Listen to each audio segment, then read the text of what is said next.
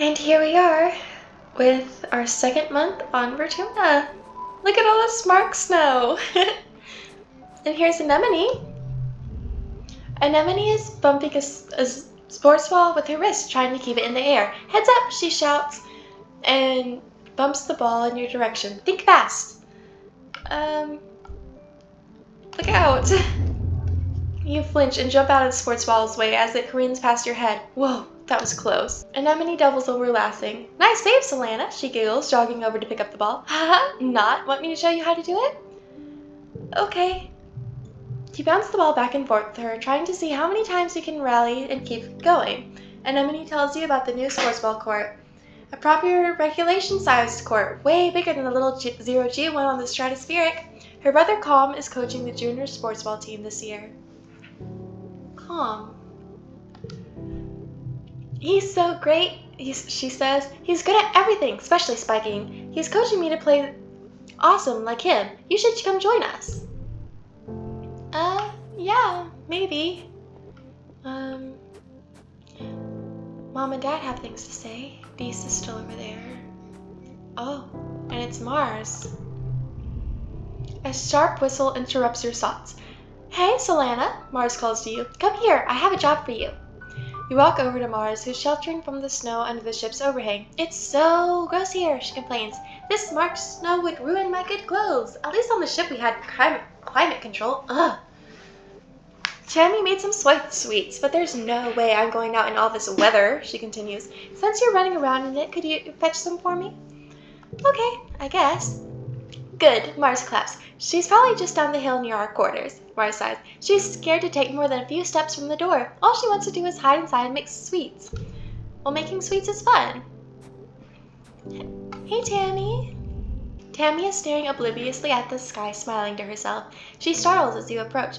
Oh, hello, Solanna, she says, putting her hand to her chest. Do you need something? Mars wanted some soy sweets. Tammy smiles at you. Oh, it's so nice of you to help out Marge. She's a very important person, you know. She hands a box to you wrapped in a pink and yellow scarf. One order of mango soy sweets made fresh this morning, she says. Please tell Mars that she can have the scarf back, okay? She used some of her kudos to nanoprint it for me because it's so dusty here, but I think I'm getting used to it now. Tammy smiles again and tucks her hair behind her big elven ears. Mars is so cool, she says fondly. Sometimes she's kind of bossy, but I know she really cares too.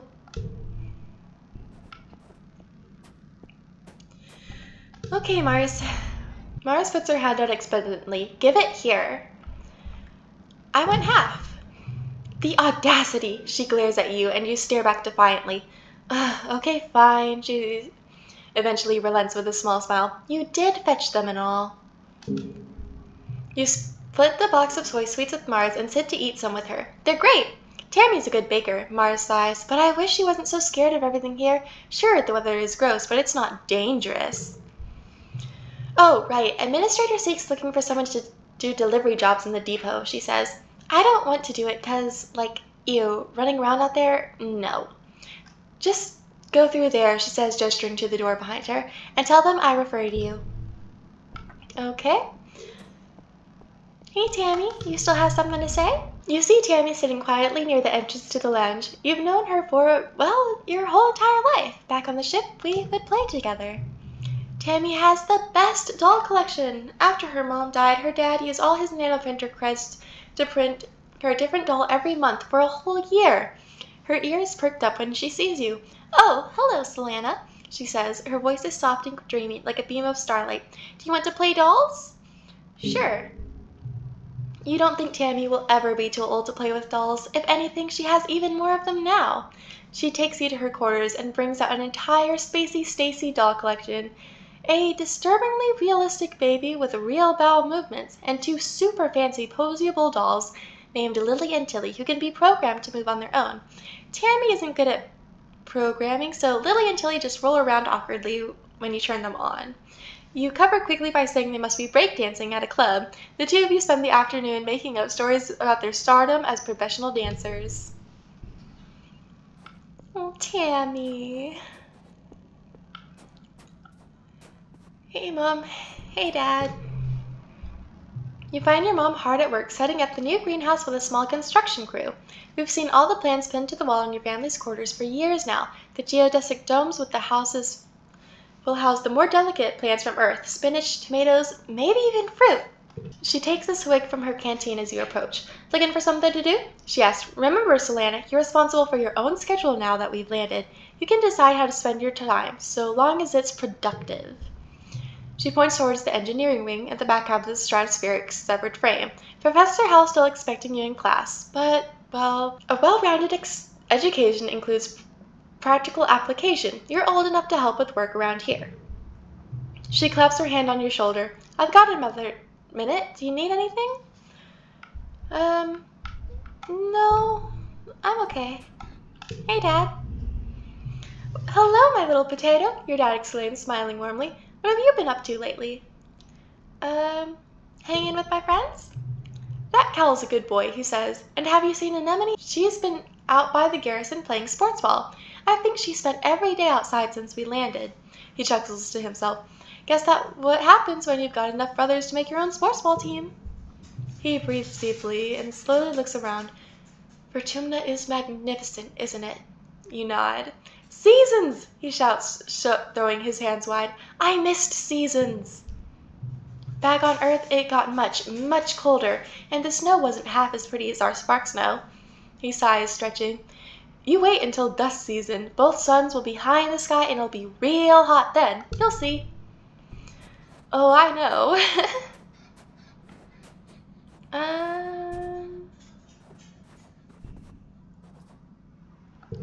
Maybe... I don't want to go to school, Anemone pouts, but I guess we have to. You know how to get there, right? Through the door in the engineering wing behind me? You know, the big thing with the rockets on top? She laughs. I was confused too at first. I've never seen the ship on the outside before. Yeah. I guess I did say I would play with you. A small team led by Security Chief Brett was enough to keep the peace on the stratospheric. To stay busy, they also ran the exercise gym and the sports ball courts. Here on Vertumna, the garrison has expanded fast. They're building a huge wall around the colony and have an outdoor firing range and a big covered dojo. And best of all, regulation-sized sports ball court. I mean, I did tell Anemone I'd play with her. Anemone meets you on the court. She's bouncing from one leg to the other in excitement. My brother Tom is organizing the youth team, she tells you. Kombucha offers you a high five and greeting, then tosses a sports ball your way. Oh, Kombucha, you're alive. Let's start with a practice game to see what you're good at. You and Anemone are team captains. Pick your team. Anemone used to practice with Cal and Mars on the ship, but Tammy? You're surprised to see her here. Calm will fill in to even up the teams, but he promises to go easy on the other side. I know that Cal is strong. Mind if I play goalie? He asks. Sports ball is fun, but I don't really like to score against the other team. Yeah, that does sound like you. Anemone chooses Kombucha, of course. They fist bump. Your next choice? Tammy. Cal said I should join, but I'm not very good at sports. Where should I stand? She asked quietly. I'm not sure. You assign her to tackleback and tell her to stick like glue to the opposing team's spiker. Maybe she'll get in their way instead of yours? You face off, 3-on-3. Oh boy. Yep, I know challenges, and I also know that especially earlier on, in this earlier levels, it's good to get rid of these ones while you can. Wow, we have a lot more still. Do 1, 1. There's 13, and now we only need 10. So...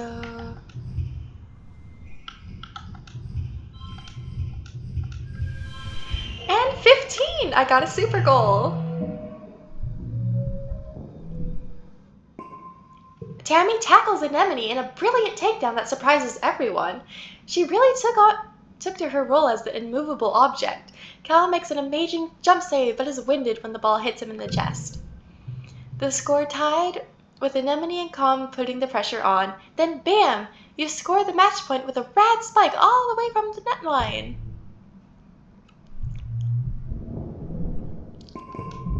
This week you had a few more bouts of deja vu, remembering what someone is about to say or do just before they do it.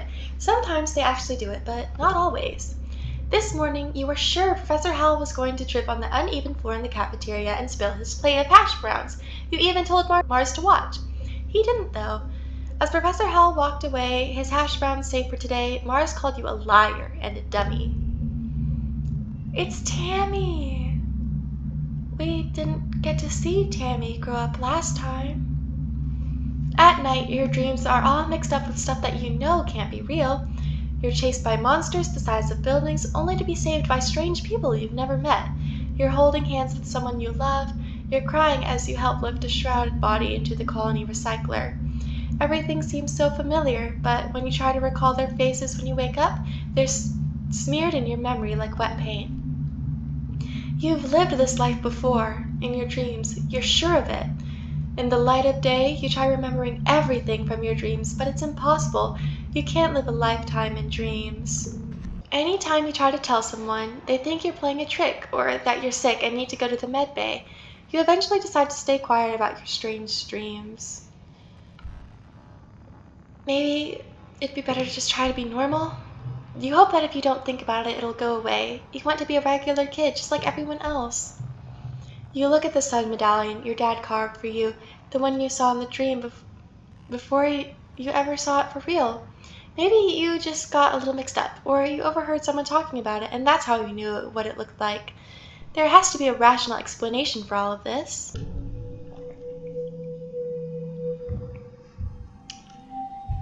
And now it's late quiet. Oh, Tangent's out.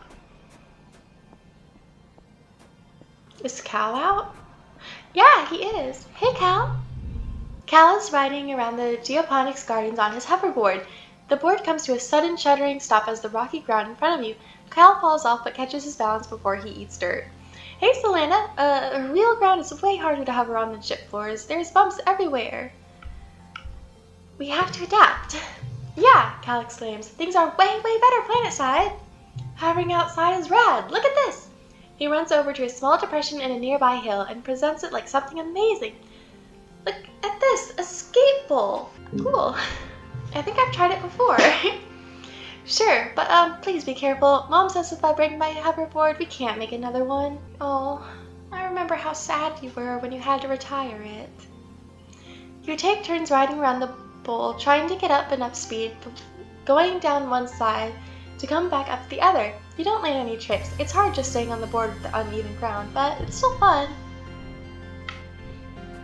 And I guess we'll go say hi to Tangent now too?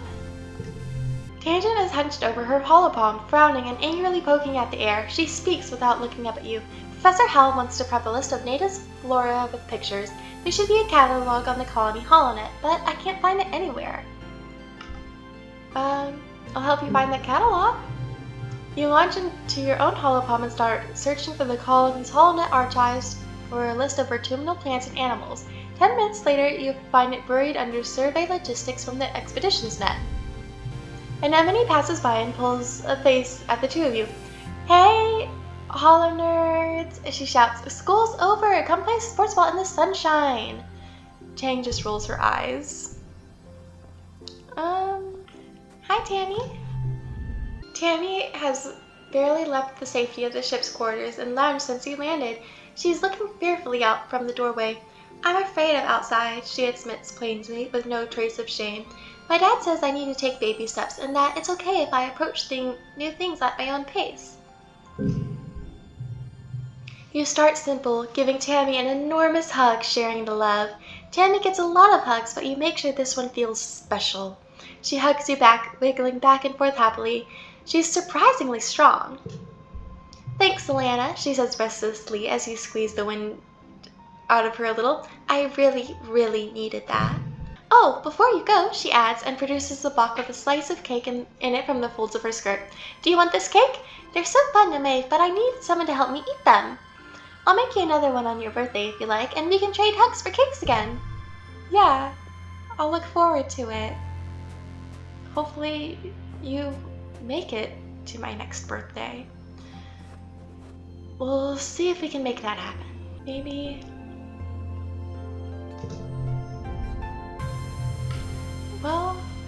were just talking about life sciences with Tangent. Good afternoon, my burgeoning biologists and up-and-coming chemists. Professor Howell welcomes you back to your old classroom. This afternoon we'll learn what I like to call the wet sciences. He gestures to his hollow-projected lesson plan: biology, chemistry, medicine, ecology, and geology. You'll learn a little bit of everything with opportunities for further study in your favorite field. If you're looking for something a little drier, try registering for engineering classes. Here's one, two.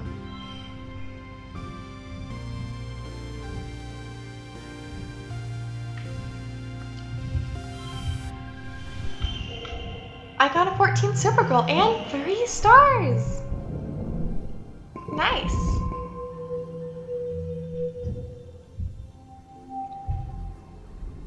And now that it's the pollen season, I'll just have to continue next time.